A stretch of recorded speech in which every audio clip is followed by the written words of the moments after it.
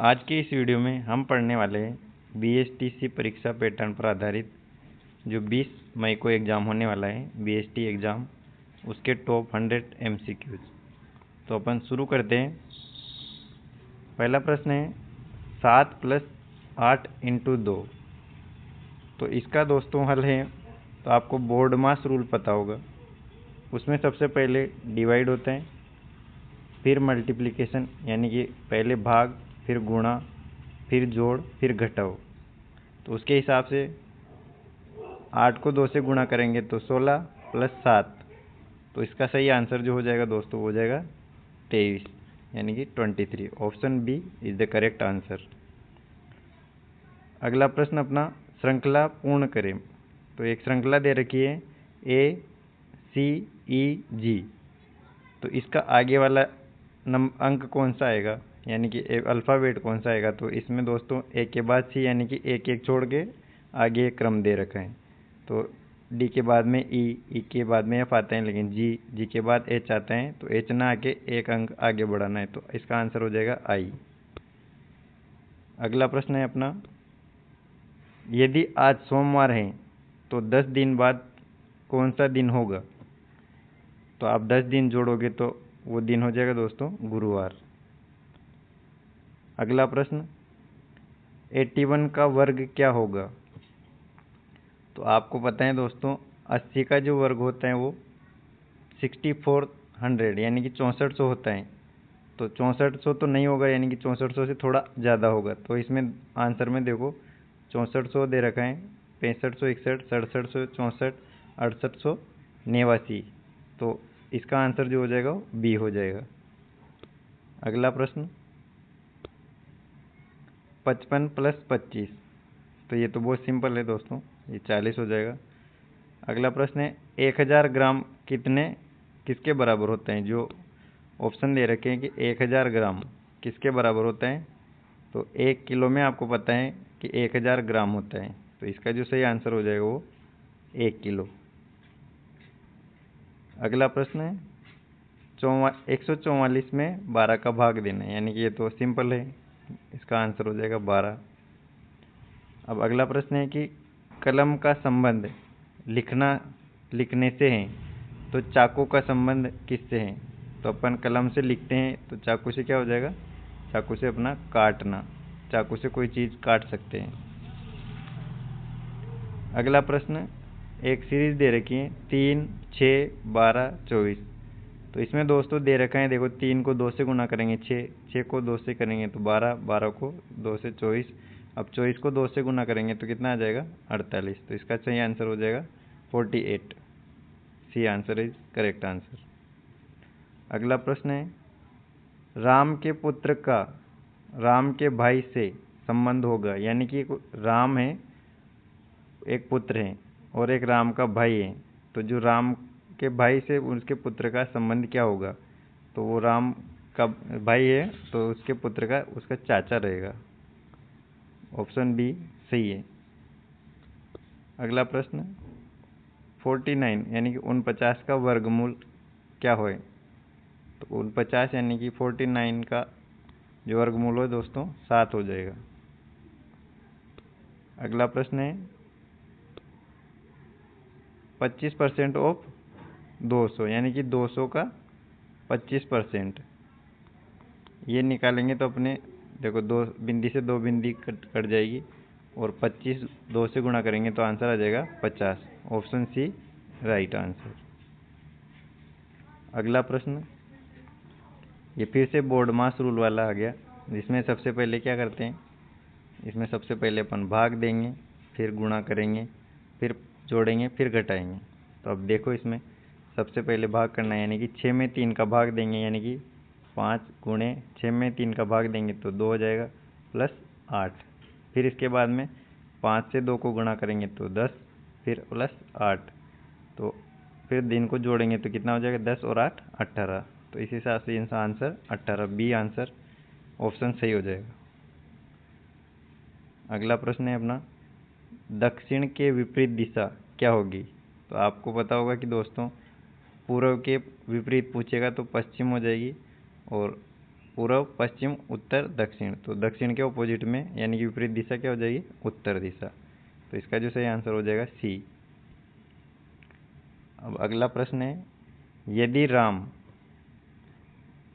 बराबर 18, 1, 13, यानी कि आर के लिए इसने दे रखा है 18, ए के लिए इसने दे रखा है 1 और एम के लिए दे रखा है 13। तो ये पूछ रहा है कि मेन के लिए क्या कोड रहेगा। तो एम के लिए इसने दे रखा है 13, ए के लिए क्या दे रखा है 1। तो इसका आंसर अपन वैसे देख लो, 13 और 1 इसमें मिल रहा है, तो 13 और 1 ए ऑप्शन में ही मिल रहा है सिर्फ। तो इसका आंसर जो हो जाएगा वो ए सही हो जाएगा। अगला एक सीरीज है 9, 18, 27। ये दो मल्टीप्लिकेशन यानी कि गुणा कर रखा है। 9 दूने 18, फिर 18 में फिर 9 जोड़ेंगे तो 27, फिर 9 में 9 27 में 9 जोड़ेंगे तो 36 आ जाएगा। ऑप्शन ए सही हो जाएगा। अगला प्रश्न है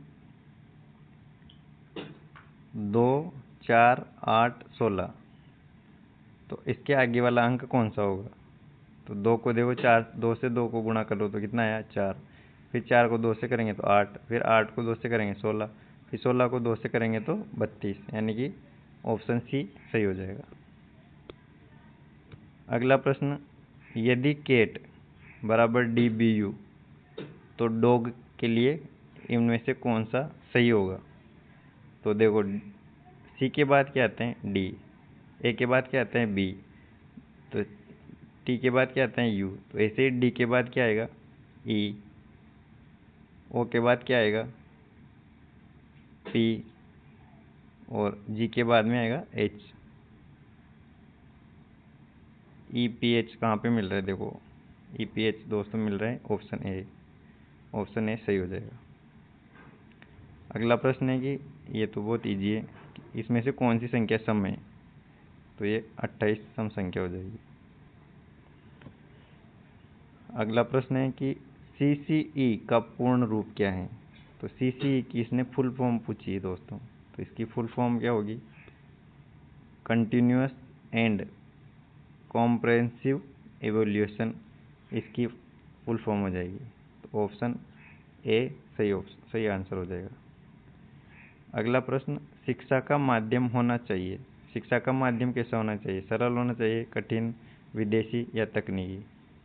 तो शिक्षा का जो माध्यम होना चाहिए दोस्तों वो सरल होना चाहिए। अगला प्रश्न है, शिक्षा का अधिकार अधिनियम कब लागू हुआ? तो शिक्षा का अधिकार का जो अधिनियम है दोस्तों वो 2009 में लागू हुआ था। अगला प्रश्न है, सीखने की प्रक्रिया कैसी होनी चाहिए? रोचक, कठिन, उबाऊ, डरावनी? तो सीखने की प्रक्रिया है वो रोचक रहेगी, तभी अच्छे से सीख पाएंगे। तो ऑप्शन ए सही आंसर हो जाएगा। अगला प्रश्न, शिक्षक का व्यवहार कैसा होना चाहिए?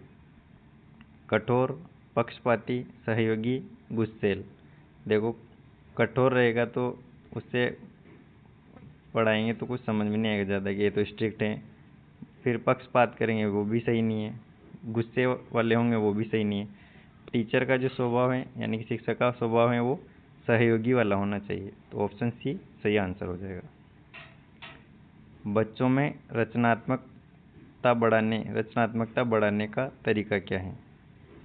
तो बच्चों में जो रचनात्मक बढ़ाने का तरीका है, मतलब किसी भी चीज़ को रटाना, या फिर गतिविधियाँ, दंड, या फिर डर। तो बच्चों को जो रचनात्मकता बढ़ाने का तरीका है वो अधिक से अधिक एक्टिविटीज़ यानी गतिविधियाँ कराएंगे तो बच्चों में रचनात्मकता बढ़ जाएगी। तो ऑप्शन बी सही हो जाएगा। अगला प्रश्न है, शिक्षण का मुख्य उद्देश्य क्या है? यानी कि शिक्षण का मुख्य उद्देश्य क्या है? तो शिक्षण का मुख्य उद्देश्य दंड देना है, ज्ञान देना है, पैसा कमाना है, या परीक्षा लेना है? तो शिक्षण का जो मुख्य उद्देश्य दोस्तों होना चाहिए ज्ञान देना। अगला प्रश्न, बालक केंद्रित शिक्षा किस पर आधारित है? तो केंद्रित शिक्षा आधारित है दोस्तों वो है छात्र पर। अगला प्रश्न है, कक्षा में अनुशासन कैसे बनाएं? मारपीट, प्रेरणा से, डर से या दंड से? तो जो दोस्तों डिसिप्लिन होता है वो प्रेरणा से बनता है। अनुशासन बनाना है आपको तो प्रेरणा से बनेगा। अगला प्रश्न, 1 दर्जन किसके बराबर होगा इनमें से? तो आपको पता होगा, आप कोई भी मतलब जो काउंट करने वाली चीज़ें हैं जैसे केले हो गए, ऐसे मतलब फल हो गए, फ्रूट हो गए, तो जो खरीदते हो तो वो 1 दर्जन यानी कि 12 के बराबर हो जाएगा। अगला अपना है राजस्थान का सामान्य ज्ञान। इसमें राजस्थान की राजधानी क्या है? तो आप सबको पता होगा राजस्थान की राजधानी है वो जयपुर है, जिसको गुलाबी नगरी या पिंक सिटी के नाम से भी जाना जाता है। यहाँ पर जो ताजमहल, 5 मंजिला ताजमहल भी वो प्रसिद्ध है। वहाँ पे 2-3 फोर्ट भी हैं, आमेर का फोर्ट है, नाहरगढ़ है। अगला प्रश्न है, राजस्थान का राज्य पशु कौन सा है?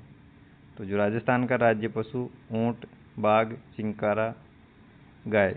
तो इसमें दोस्तों राजस्थान का राज्य पशु ऊँट भी हो सकता है और चिंकारा भी हो सकता है।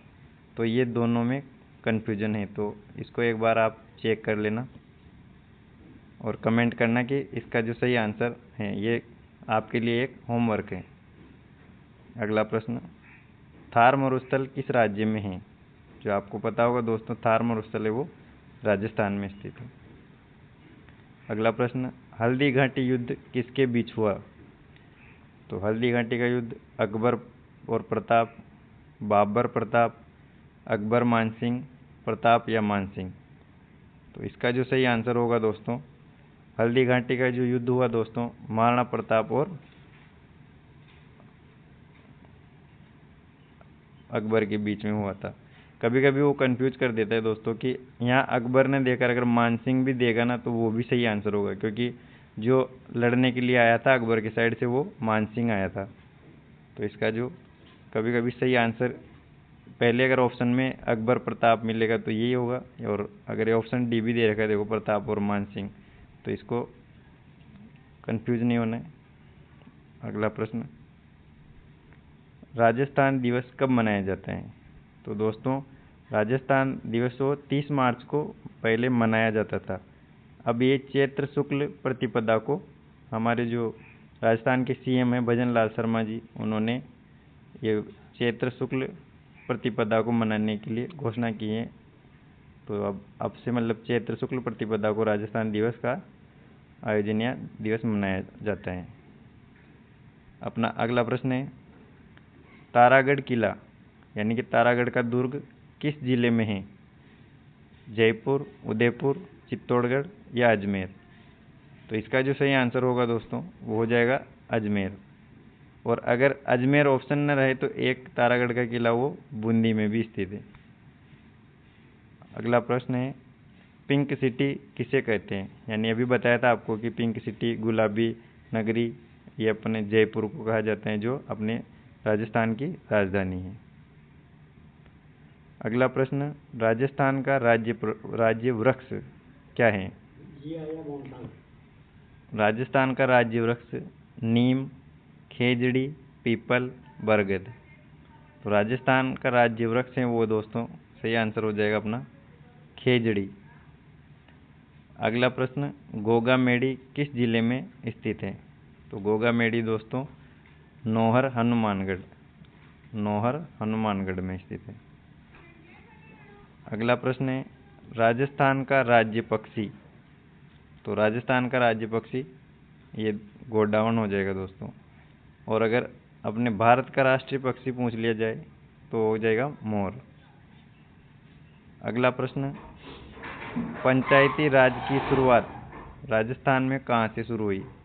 तो जो पंचायती राज की शुरुआत हुई राजस्थान में दोस्तों वो नागौर से हुई थी। अगला प्रश्न, राजस्थान का सबसे बड़ा जिला कौन सा है? तो आपको पता होगा कि पश्चिमी क्षेत्र में जो सबसे पश्चिमी क्षेत्र में रेगिस्तान में जो अपना ज़िला है वो है जैसलमेर, वही राजस्थान का सबसे बड़ा ज़िला है। ये क्षेत्रफल के हिसाब से अगर सबसे ज़्यादा जनसंख्या वाला ज़िला पूछा जाएगा तो वो दोस्तों हो जाएगा जयपुर। अगला प्रश्न है माउंट आबू किस जिले में स्थित है? तो माउंट आबू सिरोही, उदयपुर, बांसवाड़ा, डूंगरपुर। तो इसका जो सही आंसर हो जाएगा सिरोही। अगला प्रश्न है मरु महोत्सव कहाँ मनाया जाता है?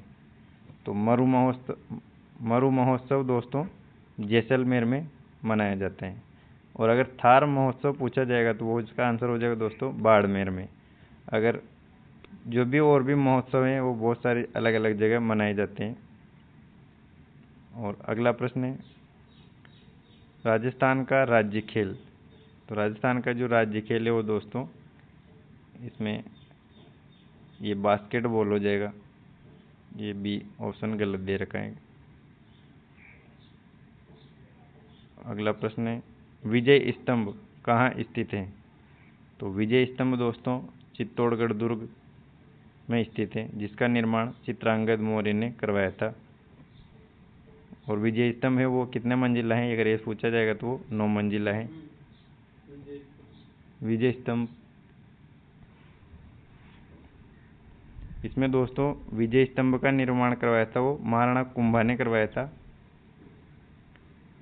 और चित्तौड़गढ़ जो दुर्ग है उसका निर्माण चित्रांगद मौर्य ने करवाया था। और ये विजय स्तंभ है वो चित्तौड़ के किले में स्थित है।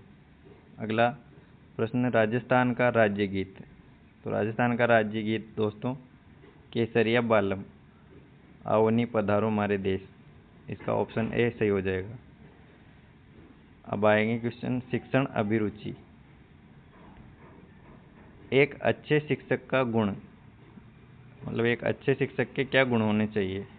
क्रोध, धैर्य, आलस्य या पक्षपात। तो पेशेंस यानी कि धैर्य एक अच्छे शिक्षक का गुण है। अगला प्रश्न राजस्थान में सबसे अधिक ऊंट कहाँ पाए जाते हैं? बीकानेर, जयपुर, कोटा, बूंदी।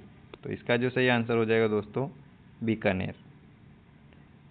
अगला प्रश्न है रणथंभौर राष्ट्रीय उद्यान किस जिले में स्थित है? तो रणथंभौर राष्ट्रीय उद्यान दोस्तों सवाई माधोपुर में स्थित है। अगला प्रश्न राजस्थान की प्रमुख लोक नृत्य शैली। तो राजस्थान की प्रमुख लोक नृत्य शैली यानी कि राजस्थान का लोक नृत्य है वो दोस्तों घूमर हो जाएगा। अगला प्रश्न है तो आज की वीडियो में इतना ही। ये पेपर पहला पेपर है, ऐसा ही मॉडल पेपर और भी लेके आते रहेंगे। और वीडियो देखने के लिए आपका बहुत बहुत धन्यवाद। अगर वीडियो अच्छा लगे तो लाइक, शेयर और सब्सक्राइब करें। और पढ़ते रहे और मस्त रहे और अपने स्वास्थ्य का ध्यान रखें। तब तक के लिए धन्यवाद।